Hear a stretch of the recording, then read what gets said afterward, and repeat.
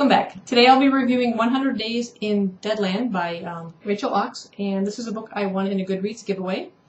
There's the back. And absolutely love this book. And I love the cover. I think it's super cool. So this is sort of a book that parallels Inferno, which is the epic poem by Dante Alighieri. Some of you may have had to read it, some of you not. It's not that important that you have to, but if you understand the basics of the story of the poem, the author has chosen to sort of divide her book into the various circles of hell, and then within that there are individual chapters.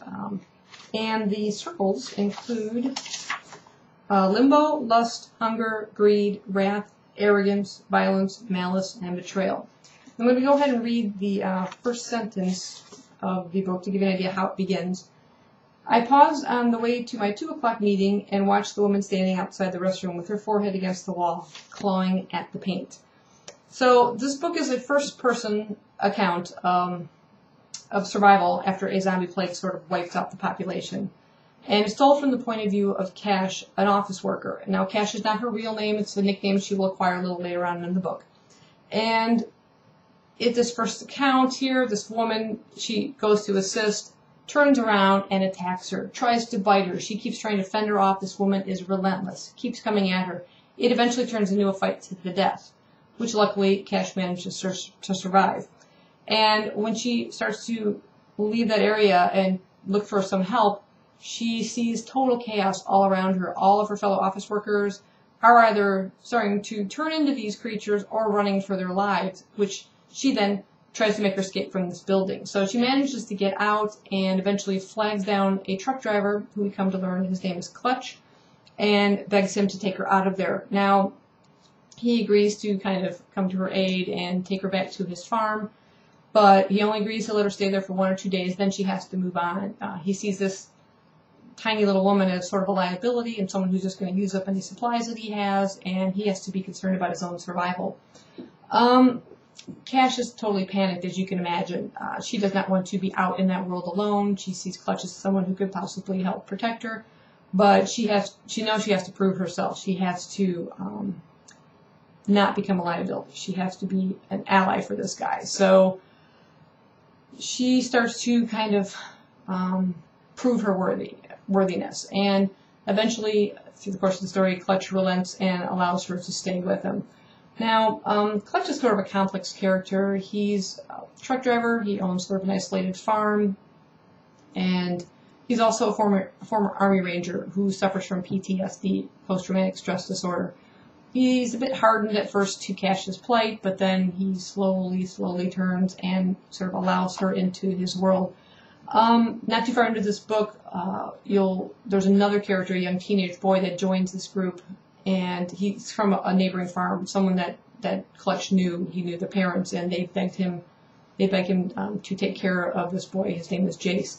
And the 3 of them sort of form this sort of new family, for lack of a better word. And danger kind of comes at them in all sorts of forms. Of course, there are these Walking Dead, which zombies, they refer to them as Zeds in the story. So they have to learn how to survive against them, and Clutch is sort of the guide. He's sort of, in terms of the original poem, Cash would be considered Dante or the poet.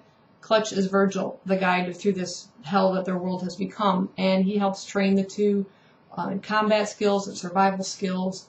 And Cash slowly learns how to kind of harden her body and her soul against all these things that she's going to have to face, and somehow still retain her humanity in this total madness.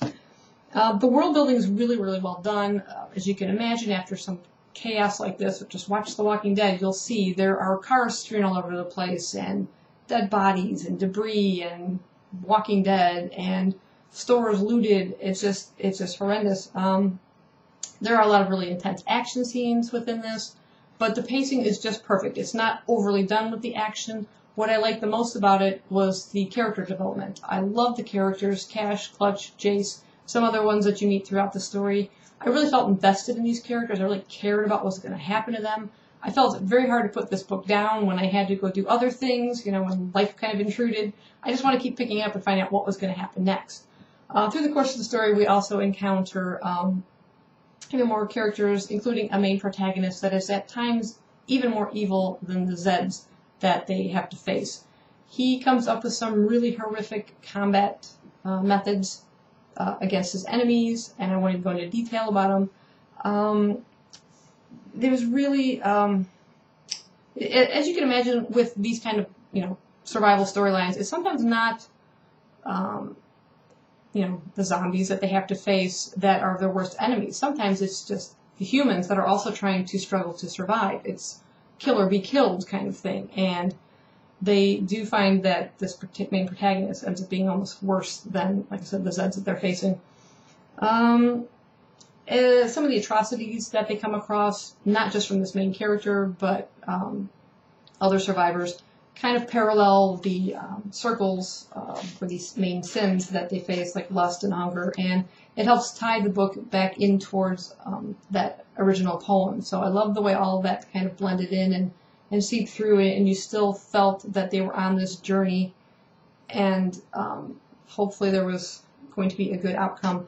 Now, the ending is a bit abrupt, I will say, looking back on the poem, which I understood. I won't say I'm really great with poetry or even the language of that poem, but for what I understood about it and the ending of it, it was also sort of abrupt and has a very similar ending to it.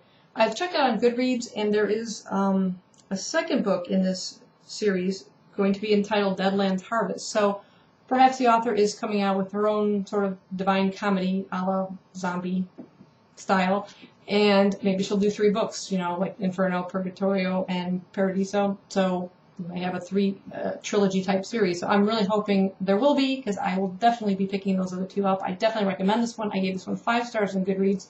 Like I said, it is it seems like quite a chunky book, but the typeface, I will admit, is rather large, and you'll find yourself breezing right through this and not wanting to put it down, I think. So definitely recommend it, pick it up, and hope you enjoyed the review. Thanks for watching.